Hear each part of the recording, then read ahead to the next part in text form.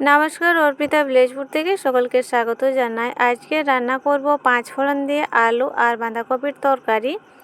বাঁধাকপিটাকে কেটে ধুয়ে নিয়েছি, আর দেখুন 1 চামচের মতো নিয়েছি 5 ফোড়ন।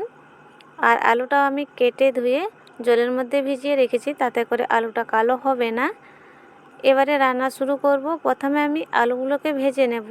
আলু ভাজার জন্য কড়াইয়ে তেল দিয়ে দিচ্ছি। তেল গরম হয়ে গেছে, আলুগুলো দিয়ে দিচ্ছি। আলুগুলো নাড়াচাড়া করে নিতে হবে। আলুগুলোকে আমি একটু নাড়াচাড়া করে নিয়েছি। দিয়ে দেব হলুদ গুঁড়ো আর নুন।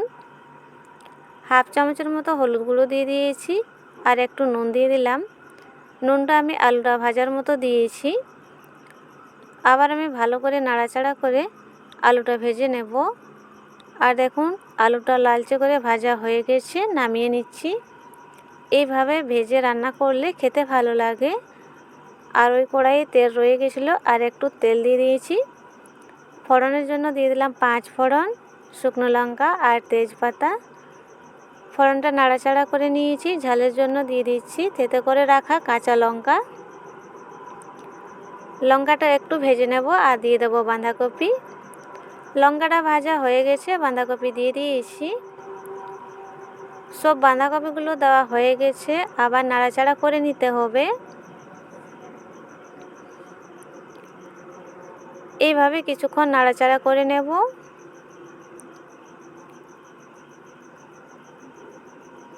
কিছুক্ষণ নাড়াচাড়া করে নিয়েছি। স্বাদ মতো নুন দিয়ে দেব। নুন দিয়ে দিলেই বাঁধাকপিটা তাড়াতাড়ি সেদ্ধ হয়ে যাবে। নুন দেওয়ার পরে আবার কিছুক্ষণ নাড়াচাড়া করে নিতে হবে।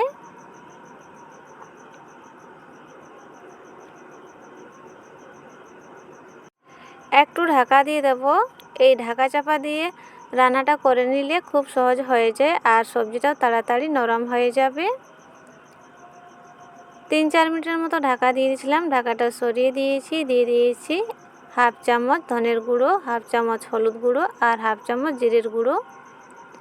এখানে আপনারা চাইলে লাল লঙ্কার গুঁড়োটাও দিতে পারেন। আমি কাঁচা লঙ্কা ব্যবহার করেছি, আর দেওয়ার কোনো দরকার নেই।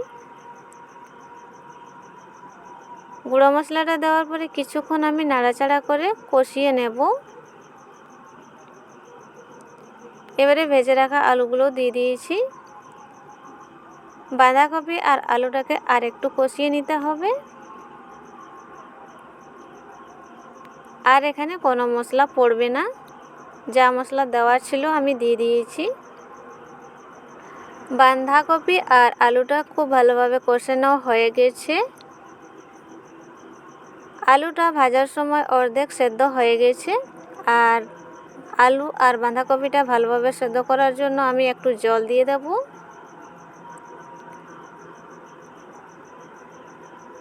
জল দিয়ে দিচ্ছি, আর জলটা আমি বেশি দেব না। বাঁধাকপিটা আর আলুটা সেদ্ধ হওয়ার মতো দিয়েছি। আর এখানে আমি খুব বেশি জল দিইনি, এই জলেই সেদ্ধ হয়ে যাবে। ঢাকা দিয়ে সেদ্ধ করে নেব। কিছুক্ষণের জন্য ঢাকা দিয়ে দিচ্ছি। ঢাকাটা তুলে দিচ্ছি। দেখুন আবার নাড়াচাড়া করে নিতে হবে। আলু আর বাঁধাকপি পুরোপুরিভাবে সেদ্ধ হয়ে গেছে। রান্নার শেষে দিয়ে দিচ্ছি একটু ধনেপাতা কুচি। ধনেপাতাটা মিশিয়ে নেব। 5 ফোড়ন দিয়ে নিরামিষ আলু আর বাঁধাকপির তরকারি হয়ে গেছে। এই রান্নাটা ভাত, রুটি, পরোটা, লুচির সঙ্গে খাওয়া যাবে। আর দেখুন আলুগুলো খুব ভালোভাবে সেদ্ধ হয়ে গেছে। এবারে নামিয়ে নিতে হবে। রান্না হয়ে গেছে, নামিয়ে নিচ্ছি। বন্ধুরা, আজকের ভিডিওটি আমার ভালো লাগলে লাইক করবেন, শেয়ার করবেন, আমার চ্যানেলটা সাবস্ক্রাইব করে আমার পাশে থাকবেন।